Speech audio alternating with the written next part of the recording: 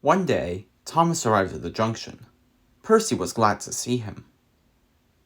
Hello, Thomas. What are you doing? I'm taking these passengers to the airfield. I heard that there were a film crew who want to get aerial shots of the island of Sodor. That sounds exciting. Just then, the guard blew his whistle. Well, I better be off. Goodbye, Percy. Goodbye, Thomas. Thomas took the passengers to the airfield, where Harold the helicopter was waiting. Good morning, lazy wings. Be quiet, Thomas. I have the honor of flying a film crew around Sodor. Fair point, Harold, but I wish that I could be taking them. Just then, Harold's propeller roared into action. Well, looks like it's time for me to go. Goodbye, Thomas. Goodbye, Harold.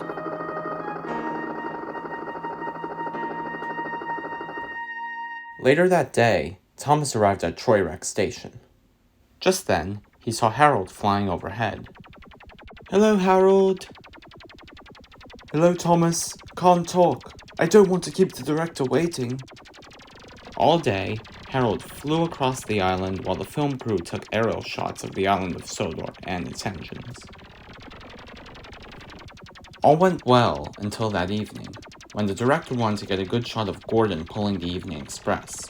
He lost his balance, and the camera fell out of Harold's cabin and down to the surface below.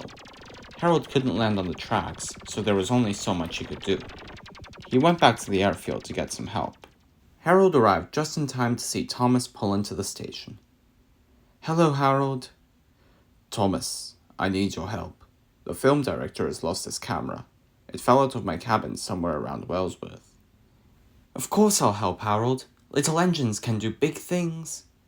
The director climbed aboard Thomas's cab, and off he went.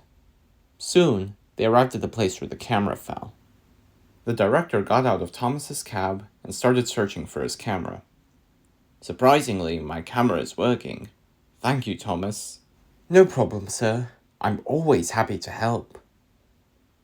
Soon, they arrived back at the airfield. You know, Thomas, I think it would be best if I got footage of you for my documentary film tomorrow. It would be my way of saying thank you. I hope you don't mind. Of course I don't, sir. I've had books written about me, so I'm used to the fame. And with that, everyone went home. Throughout the next day, the engines were very busy, but none were as busy as Thomas, who deep down inside felt like a really useful engine.